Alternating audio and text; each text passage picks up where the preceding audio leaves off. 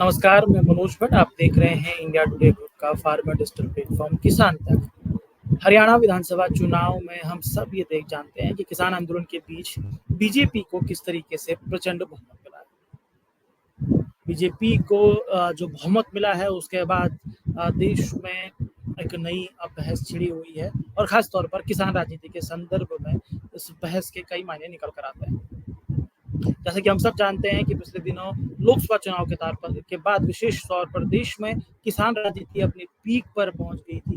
लोकसभा चुनाव से पहले शुरू हुए किसान आंदोलन ने किस तरीके से लोकसभा चुनाव की दिशा बदली और लोकसभा चुनाव के नतीजों के बाद किस तरीके से देश की किसान राजनीति अपने पीक पर पहुंच गई, हम सब ने देखा।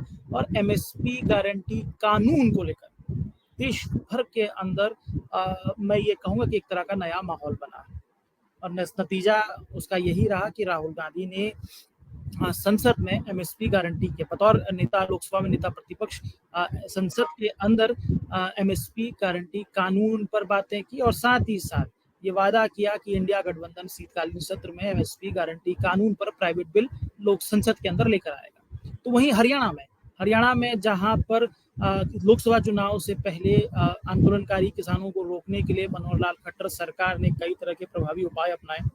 हम सब जानते हैं कि किस तरीके से संघर्ष हुआ, खूनी संघर्ष हुआ।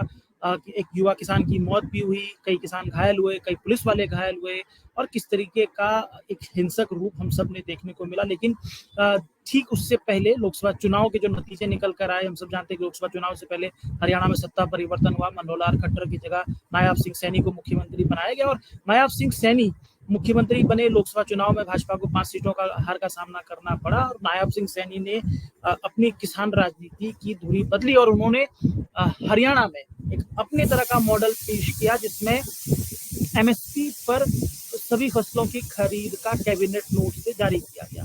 इसमें हरियाणा में एक अलग तरह की मांग आई कि हरियाणा का एमएसपी गारंटी मॉडल के तौर पर जाना जाता है लगातार, क्योंकि किसान संगठन केंद्र सरकार से एमएसपी गारंटी कानून लागू करने की मांग कर रहे थे।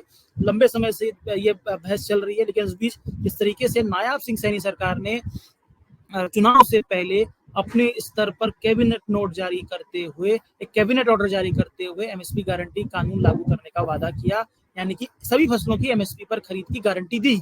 अब क्या ये एमएसपी गारंटी की अग्नि परीक्षा बीजेपी सरकार की शुरू हो गई है? क्योंकि हम सब जानते हैं कि हरियाणा में बीजेपी को जीत मिली है। अब क्योंकि 1 अक्टूबर से ही हरियाणा में खरीफ फसलों की खरीद भी शुरू हो गई है, तो जाहिर तौर पर ये जो गणित है वो कई मायनों में हरियाणा देश भर के लिए बहुत महत्वपूर्ण आने वाले, मैं ये कहूंगा कि आने वाले 2 से 3 महीने हरियाणा की राजनीति, हरियाणा से निकलने वाले जो 2-3 महीने हैं वो देश की राजनीति में बहुत ही महत्वपूर्ण साबित होने जा रहे हैं।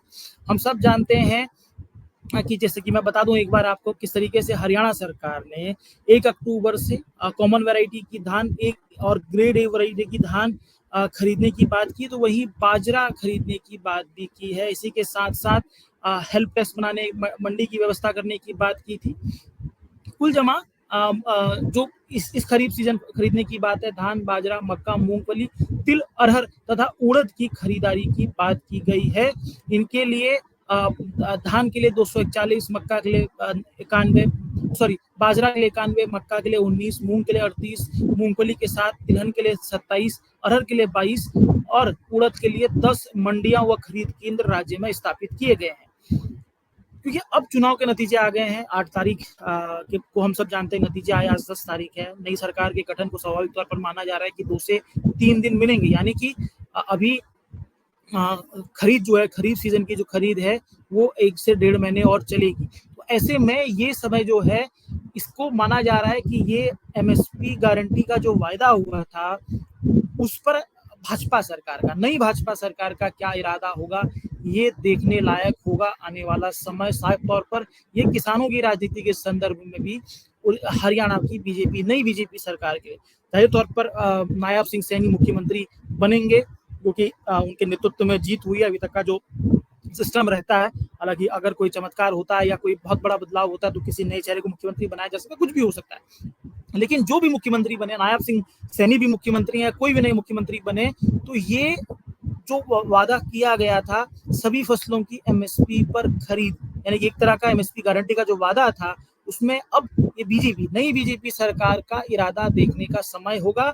ये इसको देश भर के किसान इसको देखेंगे कि किस तरीके से राज्य की सरकार सभी फसलों की खरीद करती है। इसमें कोई दो राय नहीं है कि धान की खरीदी जाहिर तौर पर की जाएगी, लेकिन सबसे बड़ी चुनौती राज्य सरकार के लिए जो होगी, हम सब जानते हैं कि मूंग,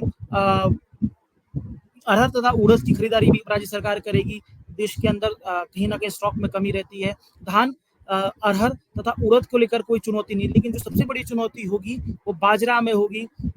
सबसे बड़ी चुनौती जाहिर तौर पर, उसके साथ साथ मूंग की भी खरीदी होती है। दूसरी, मूंगफली और मक्का में भी राज्य सरकार को अग्नि परीक्षा से गुजरना होगा, क्योंकि ये फसलों को कंज्यूमेशन यानी कि खपत कहाँ से होगी ये समझने की जरूरत है, क्योंकि धान एफसीआई के स्टॉक में चला जाता है। मक्के को लेकर हम ये कह सकते हैं कि एथेनॉल बनाने के लिए कहीं ना कहीं मक्के की आवश्यकता है, तो मक्के की भी डिमांड बनी हुई है। लेकिन बाजरा की व्यवस्था राज्य सरकार कैसे करेगी?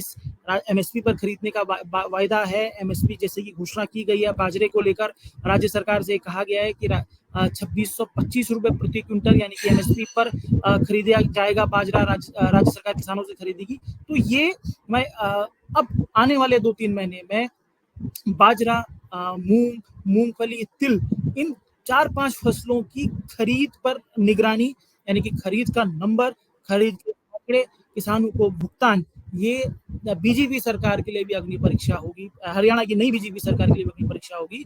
तो वहीं ये पूरी व्यवस्था, मैं ये कहूंगा, राज्य की नई बीजेपी सरकार के एमएसपी जो गारंटी का जो वायदा हुआ था चुनाव से पहले, उसके इरादे को भी बताएगी। तो जाहिर तौर पर फिर एक बार दोहराऊंगा कि 2 से 3 महीने बेहद ही महत्वपूर्ण होने जा रहे हैं। इसको ऐसे भी कहा जा सकता है कि बीजेपी की नई किसान राजनीति के लिए ये 2 से 3 महीने बहुत महत्वपूर्ण होने जा रहे हैं, क्योंकि जब नायब सिंह सैनी ने राज्य स्तर पर एमएसपी गारंटी का वायदा किया था, तो जाहिर तौर पर इसमें बीजेपी केंद्रीय नेतृत्व से भी कहीं ना कहीं परमिशन ली गई होगी। तो ये देश भर में बीजेपी की नई किसान राजनीति के लिए भी 2 से 3 महीने बेहद ही संवेदनशील, 2 से 3 महीने बीजेपी को ऑब्जर्व करने की जरूरत है।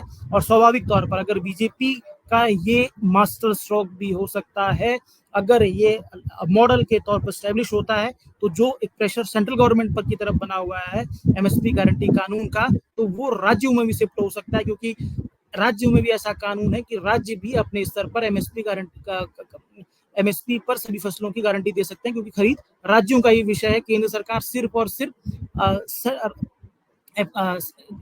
बफर स्टॉक निर्धारित करने के लिए ही खरीद करती है।